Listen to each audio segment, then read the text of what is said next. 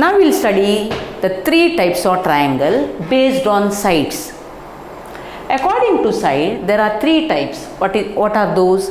Equilateral triangle, isosceles triangle, and scalene triangle. This also already you studied in 6th standard. Okay?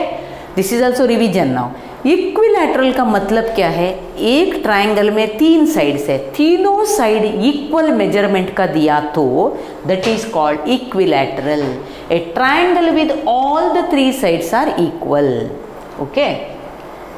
Second type is isosceles triangle. Isosceles का मतलब एक triangle में 3 side में 2 side equal है. ये triangle with 2 sides equal, मैंने figure भी दिया.